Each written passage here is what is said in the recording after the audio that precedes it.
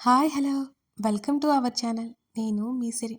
ఈరోజు మనం చెప్పుకోబోయే కథ ఇష్టమైన సకుడ పార్ట్ 64. కథలోకి వెళ్ళే ముందు అలా లైక్ చేసి కథలోకి వెళ్దామండి. లైక్ చేశారా మరి? ఇక వెళ్ళిపోదామా? ఏంటి ఇష్టం లేదా అని అడిగాడు గగన్ దగ్గరికి లాక్కుంటూ. అవునన్నట్టు నిలువుగా తలాడించింది ధరణి. ఆమె కన్నీళ్ళ బట్టి ఏదో తింగర డిసిషన్ తీసుకుంటుందని అతనికి అర్థమైంది. సీరియస్లీ అని అడిగాడు బలంగా కౌగిలించుకుంటూ. అవునన్నట్టు మళ్ళీ తలాడించి కళ్ళు ఎత్తి అతని ముఖంలోకి చూసింది. మరి దీని సంగతేంటి? ఆమె మెడలో నుంచి మంగళసూత్రం అనగా పసుపు తాడు బయటికి లాగాడు. ఆమె డ్రెస్ లోపల పిన్ పెట్టి బయటికి కనిపించకుండా పెట్టింది. అతను లాగడంతో ఆ పిన్ ఆమె శరీరానికి గీరికిపోయింది. అమ్మా అంటూ కీచుగా అరిచింది. చెప్పు. నొప్పి కూడా పట్టించుకోనట్టే నిష్కర్షగా అన్నాడు. ఇక మాట్లాడడానికి మాటలు ఎక్కడుంటాయి? ముక్కు ఎర్రగా కందిపోయి కళ్ళలో నీళ్లు నిండుకున్నాయి. భయంతో పెదవులు సన్నగా వణుకుతున్నాయి ఆమెకి. ఆమె వీపు చుట్టూ చేయేసి ఆమె భుజం దగ్గర డ్రెస్ పక్కకి తప్పించి చూడగా ఆమె తెల్లటి చర్మం మీద రక్తపు మరక కనిపించింది. ఆ పిన్ వల్ల. ఆ ప్రదేశంలో అతను పెదవులు తాకించగానే ఆమె గుండె జల్లుమని ఆమె కళ్ళు మూసుకుపోయాయి. అతని చొక్కాని గట్టిగా పట్టుకుంది. ఏం జరిగింది?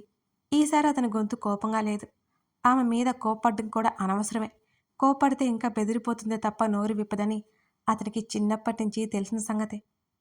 సర్రున పొంగుతున్న కోపాన్ని అదుపు చేసుకోవడం చాలా కష్టంగా ఉన్నా తప్పక ఆమె ముందు బయటపడట్లేదు అతను. ఆమె వెనక్కి జరగబోతుంటే బిగి కౌగిలిలో బంధించి ఊపిరాడకుండా చేస్తూ మ్యాటర్ చెప్పలేదంటే ఈ రూమ్ నుంచి బయటకు అడుగు పెట్టవు. చిన్నగానే చెప్పిన అతని గొంతులో ఓ రకమైన తీక్షణత ఆమెను భయపెడుతూనే ఉంది. అతని రియాక్షన్ ఇంత కూల్గా ఉంటుందని ధరణి అసలు ఊహించనే లేదు. ఆమె మెడ మీద ముద్దు పెట్టుకోవడంతో మరోసారి ఆమె ఉలిక్కిపడింది. ఊపిరి ఆడట్లేదు. అతని కౌగిలిలో పిచ్చుక పిల్లలా ఇమిడిపోయి చెప్పింది ధరణి. అయితే ఏం చేయమంటావు అన్నాడు మెడ మీద మునుపంటి ప్రతాపం చూపిస్తూ. ఆమె శరీరం ఒక్కసారిగా వణికింది. మర్యాదగా మ్యాటర్ చెప్పలేదనుకో, పెళ్ళి కాదు కదా, ఫస్ట్ నైట్ అని. కాదు కాదు, సెకండ్ డే జరిగిపోతుంది అంటూ ఆమె భుజం మీద మరి కాస్త డ్రెస్ కిందకి లాగాడు. అతని చేతుల మధ్య ఇరుక్కుపోయిన ఆమె చేతులు అతన్ని అడ్డుకోవడానికి కూడా రాలేదు. అతని పేరు ఆమె శరీరం మీద గర్వంగా తిష్టవేసి కనబడుతుంటే జస్ట్ 1 minute టైం ఇస్తున్నా, స్పీక్ అవుట్ అని చాలా స్మూత్గా అతను అడుగుతుంటే అతని కోపం తెచ్చుకోకపోవడంతో మరో రకమైన భయం ఆమెలో. ఏం లేదు, నాకిప్పుడే ఇష్టం లేదు అని మాత్రం అంది ధరణి. ఎప్పుడు ఇష్టం అంటూ ఆమె నడుము గట్టిగా నొక్కాడు. చిన్నగా అరిచింది అప్రయత్నంగా. ఇప్పుడే ఇప్పుడే కాదు. ఆమె గొంతు వణికింది. పాడిన పాట పాడావంటే చంపేస్తాం, జాగ్రత్త. విసుగు విపరీతంగా వచ్చేస్తుంటే తెలియకుండానే ఆమె నడుము మీద పట్టు బిగించేశాడు. నన్నేం అడక్కో, నాకు కొంచెం టైం కావాలి అంటున్న ఆమె మాటలు విని కళ్ళు చిన్నవి చేసి దవడ కండరాలు బిగించాడు. అతని చూపులకు ఏడుపొక్కటే తక్కువ ధరణికి. సరే, టైమే కదా కావాలి, పద, దీని గురించి అందరికీ చెప్దాం అంటూ ఆమె మెడలో ఉన్న పసుపు తాడిని గట్టిగా పట్టుకున్నాడు గగన్. అయ్యో అంటూ అతని చేతిని పట్టుకుని దగ్గరగా జరిగింది ధరణి. అతని లాగుడికి అది ఎక్కడ సాగిపోతుందా అనే కంగారు ఆమెలో. వద్దు, ఇప్పుడే చెప్పొద్దు అని ధరణి కంగారుగా చెప్తుంటే,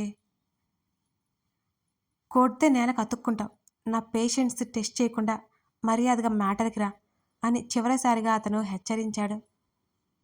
అతని చేతిని సున్నితంగా వదిలించుకొని లోపల వేసేసుకుని ఆ తాడుని, ఊహు, నేను కొన్ని రోజులు ఇక్కడే ఉంటాను అంటూ అతన్ని వదిలించుకొని బెడ్ దగ్గరికి వెళ్ళి ఆమె నడుస్తుంటే చేతిని పట్టుకుని ఆపేశాడు. సరే, ఆ విషయమే చెప్దాం పదా అన్నాడు. ఏది ఇది అంటూ ఆమె పసుపు తాడు పట్టుకోబోతుంటే ఆమె చెయ్యి అడ్డు పెట్టింది. ఆమె దగ్గరగా ఉంది. ఆమె చెవిలో మరో మాట చెప్పగానే ఉలిక్కి పడింది. ఊహూహూ అంది. నా దగ్గర వేషాలు వేశావంటే పాతేస్తాను. ఇవాళ నా మూడ్ బాగుంది కాబట్టి బ్రతికిపోయావు. ఇప్పుడు నువ్వు వద్దు అన్నంత మాత్రాన ఏమీ ఆగదు అంటూ మరింత బలవంతంగా దగ్గరికి లాక్కున్నాడు అతను మరోసారి. అందరూ ఉన్నారు కింద. ఆమె విడిపించుకుంటుంటే ఆమె చెంపలు వత్తిపట్టి ముందుకు వచ్చిన ఆమె పెదవుల మీద ముద్దు పెట్టుకున్నాడు అతను. వెనక్కి జరగబోతున్న ధరణి చుట్టూ చెయ్యేసి గట్టిగా పట్టుకున్నాడు. మొదట క్షణం విడిపించుకోవాలని చూసింది. రెండవ క్షణం ఆ ఆలోచన లేనట్టు మిన్నుకుండిపోయింది ధరణి. ఆమె పెదవుల మధువులు వేగంగా పీల్చేస్తుంటే ఆమెకి మైకం కమ్మినట్టే అతని చొక్కా కాలర్ పట్టుకుంది ధరణి. మూసుకుపోయిన ఆమె కళ్ళను చూస్తూ ఆమె పెదవులను మరింత ఎర్రగా చేసి ఆమె బుగ్గల మీద అతన్ని గుర్తుపడేలా మరో ప్రయత్నం చేసి ఆమె కంఠం మీద మరో గుర్తు వదిలాడు అతను. ఆమె శరీరం అంతా సన్నగా వణికిపోతుంటే ఊపిరి భారంగా పీల్చుకుంటూ అతని మెడ చుట్టూ మరింతగా చేతులు అల్లేసింది ధరణి. ఆమెను వదిలేసి ఆమె డ్రెస్ కాలర్ పట్టుకుని లాగి అది సరిచేశాడు గగన్. ఆమె భుజాలు పట్టుకుని మిర్రర్ దగ్గరికి తీసుకెళ్లాడు. తన్ని తాను చూసుకున్న ధరణి ఒక్కసారిగా అదిరిపడింది. ఆమె చెంప మీద, పెదవుల మీద, కంఠం కింద ఎర్రగా కందిపోయి కనబడుతుంటే చప్పున చేతులతో ఆమె దాచుకుంది. ఇలాగే వచ్చి చెప్పు, నీకు ఇష్టం లేదని విజిల్ వేసుకుంటూ అతను బయటికెళ్ళిపోయాడు.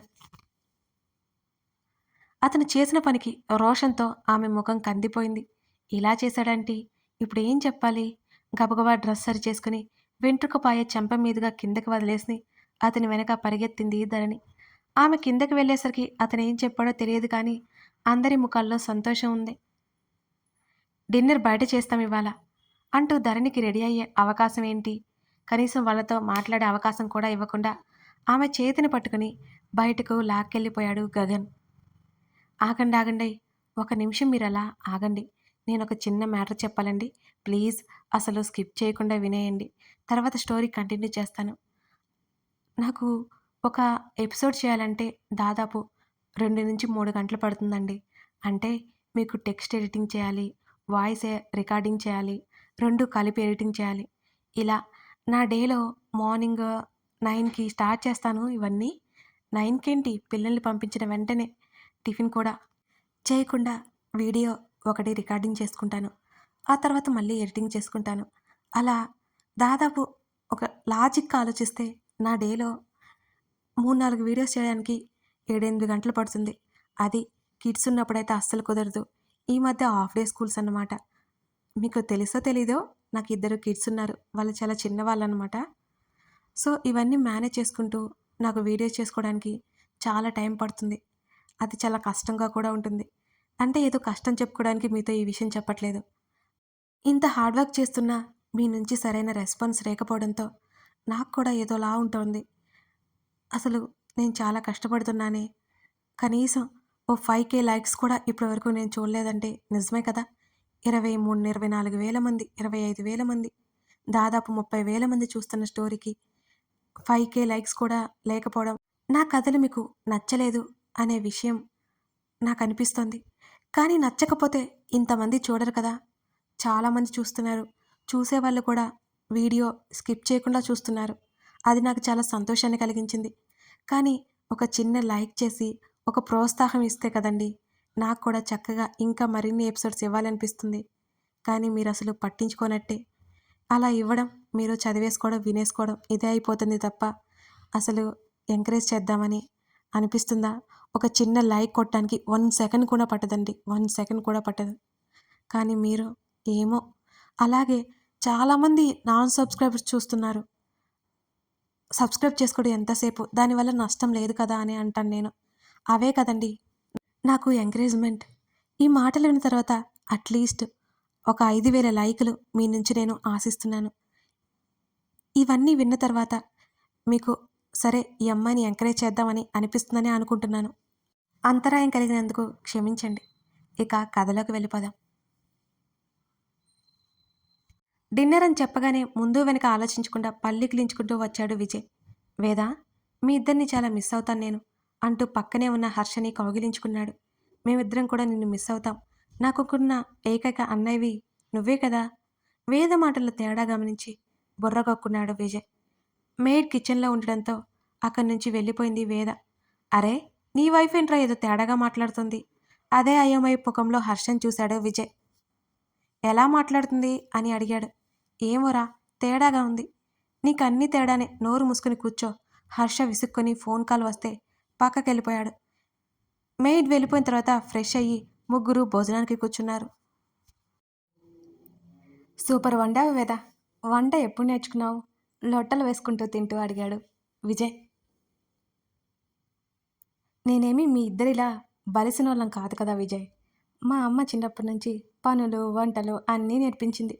మా పనులు మేమే చేసుకోవాలి. మా వంట మేమే వండుకోవాలి అని తింటూ చెప్పింది వేద. అనవసరంగా అడిగానా?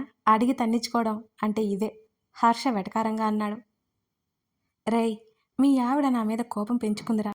నాకు ఏదో ఉందని నా సిక్స్త్ సెన్స్ కాదు ఎయిత్ సెన్స్ చెప్తోంది అని అన్నాడు హర్ష చెవిలో గుసగుసగా విజయ్. నువ్వేం వెధవ పని చేసి చచ్చావో. చేసావా? వేద కంట పడ్డావా? చచ్చావే, డౌట్ లేదు అందులో. మొన్న నీతో కలిసి తాగిన పాపానికి నాకు ఇప్పటికీ టార్చర్ చూపిస్తుంది. పెదవి విరిచి భుజం కదిలించి జాలిగా విజయ్ని చూశాడు. భయపెట్టకురా నాయనా, విజయ్ ఏడుపు మొహం వేసి అంటుంటే, ఇక్కడ నేను ఒకదాన్ని ఉంటే మీ ఇద్దరే గుసగుసలాడుకుంటారేంటి అని తల ఎత్తి ఇద్దరిని చూస్తూ అడిగింది వేద. వీడే ఏదో చెప్తున్నాడు. సడన్గా డిన్నర్కి హర్ష చెప్తుండగా అతని చేతి మీద గిల్లాడు విజయ్. చెప్పడం ఆపేసి విజయ్ వైపు చూశాడు హర్ష చిరాగ్గా.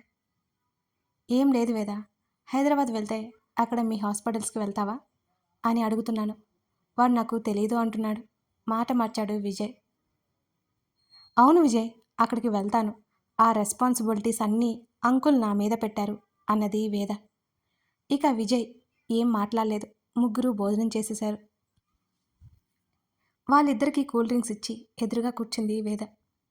ఇవి తాగితే బోల్డన్ని క్యాలరీస్ బావా నీకు హర్షని చూస్తూ అన్నాడు విజయ్. విజయ్ వైపు ఉరిమి చూసి వేదని చూశాడు హర్ష. అతని ఫుడ్ విషయంలో ఆమె చాలా స్ట్రిక్ట్గా ఉంటుంది. నోరు ముయ్యరా. తాగాలనిపించినప్పుడు తాగాలి, తినాలి అనిపించినప్పుడు తినాలి. నచ్చనిది బంగారమైనా ముట్టుకోకూడదు అంటూ హాయిగా సిప్ చేశాడు హర్ష. ఇప్పుడు చెప్పు విజయ్, ఇంకా ఈ హర్ష ఏం ప్లాన్లు గీస్తున్నాడో కాస్త చెప్పు అనగానే ఇద్దరికీ ఒకేసారి పొలమారింది. అయ్యో, మెల్లిగా తాగండి అని అంది వేద. ఏం ప్లాన్లు వేద? విజయ్ నెమ్మదిగా అడిగాడు. నీ పక్కన కూర్చున్నారే ఈ హర్షవర్ధన్ గారు ఇంకా ఎవరికైనా యాక్సిడెంట్ గట్రా చేస్తున్నాడేమో అని సాగదీస్తూ అంది వేద. ఆ మాటలు వింటూ నేను యాక్సిడెంట్ చేయించడం ఏంటి అని అడిగాడు హర్ష. నీకు తెలియదు, ఊరుకో హర్ష, నువ్వు చెప్పు విజయ్ అన్నది కనీసం హర్ష వైపు చూడకుండా వేద. నేనేం చెప్పాలి అన్నాడు అలాగే నోరు తెరిచి విజయ్. మొన్న చెప్పావు కదా విజయ్, నీ క్రికెటర్ ఫ్రెండ్ క్రిమినల్ అయిపోయాడు అనే సంగతి. వేద చెప్పగానే విజయ్ వైపు చంపేసేలా చూశాడు హర్ష. లేదురా, నేనేం చెప్పలేదు విజయ్ కంగారుగా అంటుంటే. అతనితో మాట్లాడినప్పుడు తీసిన వీడియో మొత్తం బయటపెట్టింది వేద. తాగిన మత్తులో చెల్లి మీద మమకారం కురిపించేస్తూ విజయ్ చెప్పిన మాటలన్నీ అందులో రికార్డ్ అయిపోయాయి. మరి వీడియో ఆడియో క్లియర్గా కనబడుతుంటే నీకు అసలు బుద్ధి ఉందా హర్ష? నీ కెరీర్ ఏం కావాలని ఇలాంటి పనులు చేస్తున్నావు? ఆమె ఒక్కసారిగా అరిచింది. నుదురు రుద్దుకున్నాడు హర్ష. ఇదంతా ఎప్పటి కథ, ఆల్రెడీ జరిగిపోయింది అంటున్న హర్ష మాటలను మధ్యలోనే ఆపేస్తూ, అలాంటి వాళ్ళతో అసలు నీకెందుకు పగలు ప్రతీకారాలు? నువ్వు అంతమైంది అనుకున్నది ఆరంభం కావచ్చు. ఆమె భయం దాచుకుంటూ నిలదీసింది అతన్ని. స్టాప్ ఇట్ వేదా, ప్రతిదాన్ని భూతద్దంలో పెట్టి చూస్తావు. దేనికైనా హద్దు ఉంటుంది అని చిరాగ్గా చెప్పి విజయ్తో పాటు అతను బయటికి నడిచాడు. రే, వేద ఫీల్ అవుతుందిరా అన్నాడు విజయ్ కంగారుగా. అసలు ముందు నిన్ను తన్నాలి. నిన్నెవడు ఆ సొల్లు అంతా వాగమన్నాడు? తన సంగతి నీకు ఆల్రెడీ తెలుసు కదా, దేన్ని ఈజీగా వదిలిపెట్టదు విసుగ్గా అరిచాడు హర్ష. ఏమోరా, నాకు కూడా గుర్తులేదు. సరేలే, లేట్ అవుతుంది, నువ్వు వెళ్ళు. సారీరా బావా, నా వల్లే అనవసరంగా మీ ఇద్దరి మధ్యలో అని విజయ్ అంటుంటే, నీ వల్లే ఏంట్రా ఇడియట్, నోరు మూసుకుని పో. రేపు వెళ్లే ముందు కాల్ చేస్తాను రా అని విజయ్ని హత్తుకుని వదిలాడు హర్ష. అక్కడి నుంచి బయలుదేరాడు విజయ్. హర్ష గట్టిగా ఊపిరి తీసుకుని లోపలికొచ్చాడు.